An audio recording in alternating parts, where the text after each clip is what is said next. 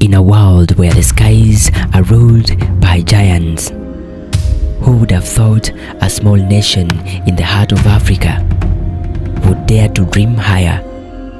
So ladies and gentlemen, fasten your seatbelts, keep your minds open, and let's take off on this journey together. And Rwanda has carried out the public flight of a self-flying electric car taxi in the country, the first of its kind in the African continent. Welcome to Aviation Africa 2025, Murakaza Neza, Kigali. Rwanda. Yes, Rwanda. A country once defined by its hills and history has now unveiled the first electric air taxi in the whole of Africa. Not a copy and not a prototype, but their own bold creation, designed for crowded cities and powered by clean energy, aimed at reducing both traffic and pollution.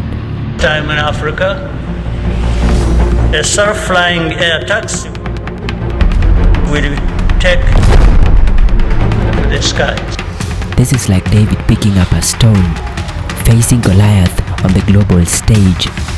And this stone is forged from innovation, resilience, and a vision that refuses to be ignored. Make aviation sector as a necessary building block for economic growth. It is not just about flying. It is about proving that the size does not define destiny, that Rwanda and Africa at large can compete in very industries once thought untouchable, from Kigali to the skies. Alone we are vulnerable, but together we are strong. Rwanda is telling the world, we're here for the long run. We are here because we see the future of the continent, and that's what we're supporting. that Africa will no longer follow. It is an economic driver. Africa will lead. A force of good.